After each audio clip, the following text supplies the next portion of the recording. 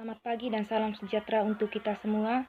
Saya atas nama Angelina Dirjijenimat, nomor registrasi 151-18037, semester 5. Saya dari Prodi Pendidikan Kimia, Universitas Katolik Widya Mandira Kupang. Jadi baik teman-teman, di sini saya mau menjelaskan tentang proses sintesis alkana menggunakan reaksi Grignard, Wurth, dan campuran Na karboksilat dengan soda kapur. Nah, di sini yang pertama yaitu reaksi Grignard. Nah, untuk konsep umum yang pertama yaitu Mg ini akan dilarutkan dengan gas LPG, di mana di gas LPG itu ada O di antara dua gas LPG ini, di mana O ini akan berikatan sementara dengan Mg. Nah, kemudian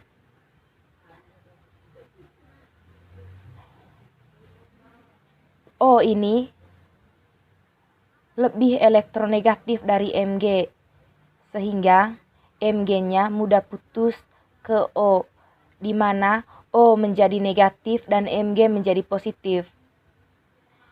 Nah, karena di sini ada dua O, maka akan menghasilkan dua elektron dan akan menghasilkan Mg2+. Nah, gas LPG di sini tidak dipakai lagi, karena gas LPG hanya dipakai untuk menghasilkan Mg2+ dengan 2 elektron.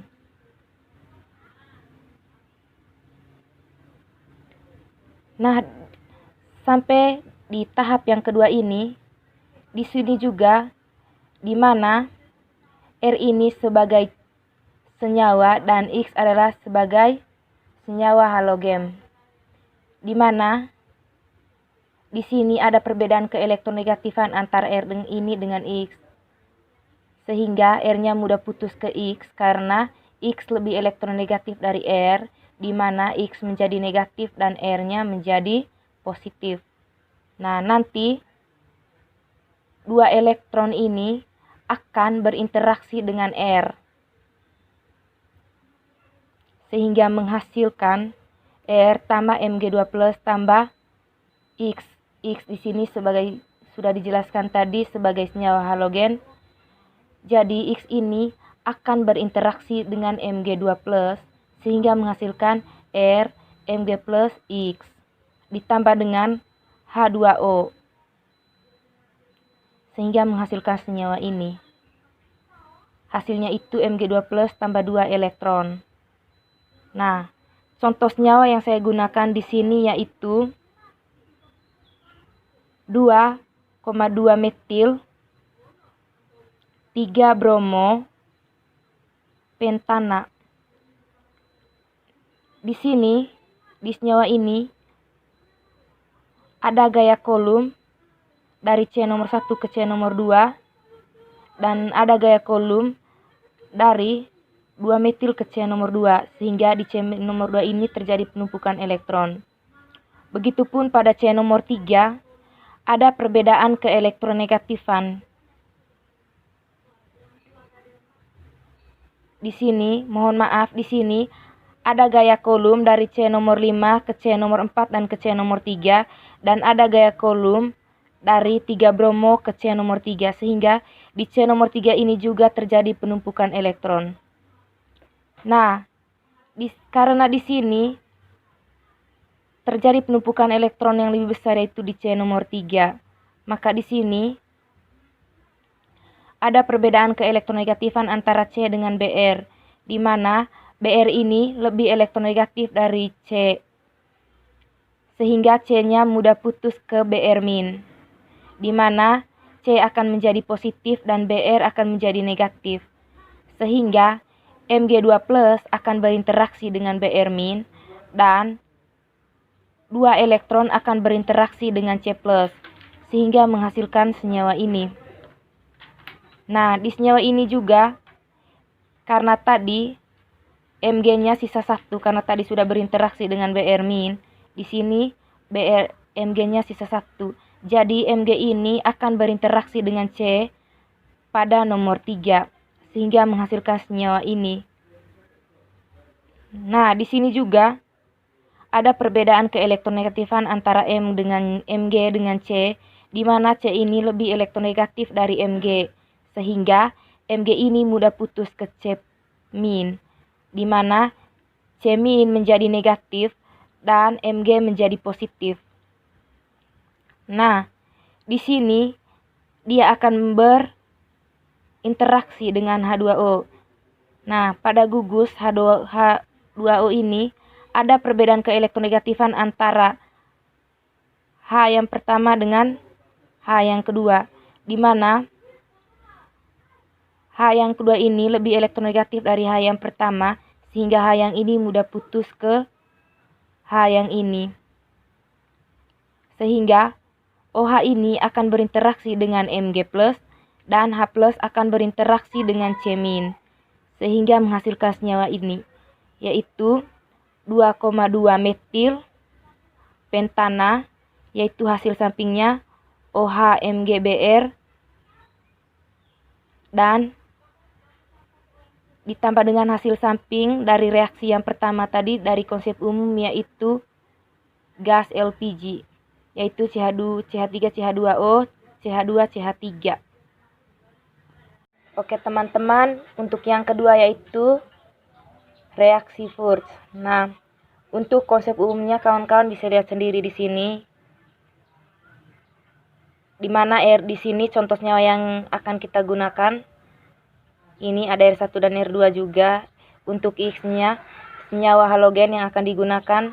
Nah, terus akan direaksikan dengan Na, yaitu senyawa natrium.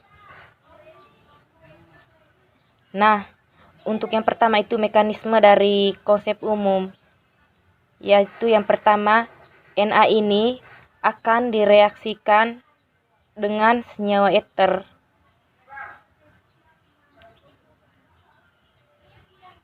Nah, di mana di sini nanti Na ini akan berikatan sementara dengan O yang ada di senyawa ether. Teman-teman bisa lihat sendiri, sehingga di tahap yang kedua akan menghasilkan reaksi seperti ini, yaitu R1X1. Nah, akan direaksikan dengan elektron, kemudian akan direaksikan dengan Na+, dan akan menghasilkan R1 tambah NaX. Begitupun dengan yang kedua, yaitu R2 akan direaksikan dengan X2, kemudian direaksikan lagi dengan elektron, kemudian direaksikan lagi dengan natrium, dan akan menghasilkan R2 tambah dengan NaX2. Nah, untuk contohnya di sini yaitu senyawa yang saya gunakan untuk yang pertama yaitu 1 bromo 3 metil propana, dan untuk senyawa yang kedua yaitu 1 bromo 3,3 metil butana. Nah, untuk mekanisme reaksinya untuk senyawa yang pertama yaitu 1 bromo 3 metil propana. Nah, senyawa ini kita reaksikan dengan elektron tambah dengan natrium. Untuk yang pertama pada senyawa 1 bromo 3 metil propana. Di sini ada gaya kolom. Di sini ada gaya kolom dari C nomor 1 ke dari C nomor 3 ke C nomor 2, dan ada gaya kolom dari 2 metil ke C nomor 2, sehingga di C nomor 2 ini terjadi penumpukan elektron, sehingga C ini akan cenderung ke C nomor 1. Nah, di C nomor 1 ini terjadi perbedaan keelektronegatifan antara C dengan Br, di mana Br ini lebih elektronegatif dari C, sehingga C-nya mudah putus ke Br, maka C menjadi positif dan Br menjadi Br min.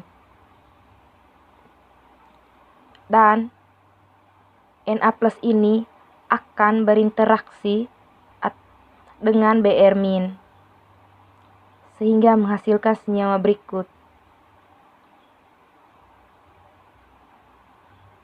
yaitu 2-metil propana dengan hasil sampingnya itu NaBr. Untuk reaksi yang kedua yaitu pada senyawa 1 bromo 3,3 metil butana. Nah, pada senyawa ini di sini juga ada perbedaan keelektronegatifan antara C dengan Br, di mana Br lebih elektronegatif dari C, sehingga C ini mudah putus ke Br min, di mana C ini akan menjadi positif dan Br akan menjadi negatif. Dan Na plus ini akan berinteraksi dengan Br min sehingga menghasilkan senyawa berikut. Kemudian teman-teman, dari hasil reaksi dari dua senyawa tersebut, maka kita akan membuat persamaan dari reaksi senyawa tadi, yaitu untuk senyawa yang pertama, di sini pada CH2 ada 1 elektron bebas. Begitupun pada hasil reaksi yang kedua tadi, di sini juga di CH2 ada 2 elektron bebas. Sehingga elektron bebas pada senyawa yang pertama dan pada senyawa yang kedua akan berinteraksi. Yang berikut pada reaksi campuran karbosilat dengan soda kapur. Untuk konsep umumnya yaitu kita memanaskan asam karboksilat dengan Na, kemudian direaksikan lagi dengan NaOH, kemudian direaksikan lagi dengan CaO, yaitu soda kapur. Untuk mekanisme reaksi, konsep umumnya yaitu, nah untuk yang pertama, untuk NaOH, di sini di atom O terdapat 4 elektron bebas. Hasilnya seperti ini. Nah, di sini juga ada perbedaan keelektronegatifan antara O dengan H, di mana O ini lebih elektronegatif dari H, sehingga H ini mudah putus ke O, di mana O akan menjadi negatif dan H akan menjadi positif.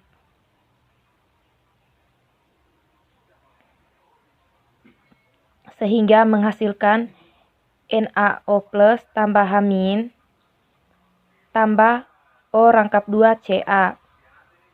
Nah, dari hasil reaksi senyawa ini akan menghasilkan senyawa alkana dengan Na2CO3.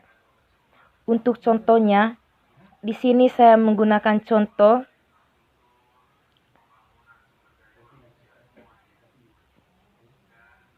propana asam karboksilat yang direaksikan dengan NaOH dan CaO. Untuk mekanisme reaksinya, untuk senyawa yang pertama, di sini ada perbedaan keelektronegatifan antara C dengan C, di mana C ini lebih elektronegatif dari C, sehingga C ini mudah putus ke C ini, di mana C pada asam karboksilat akan menjadi negatif dan C ini akan menjadi positif. Kemudian NaO plus akan berinteraksi dengan C karboksilat dan H- akan berinteraksi dengan C+, sehingga menghasilkan seperti ini, yaitu propana tambah dengan hasil sampingnya yaitu asam karboksilat tambah natrium. Oke, teman-teman, itulah hasil penjelasan dari saya tentang sintesis alkana menggunakan reaksi Grignard-Fuchs dan campuran natrium dengan soda kapur. Terima kasih, apabila ada kesalahan saya minta maaf.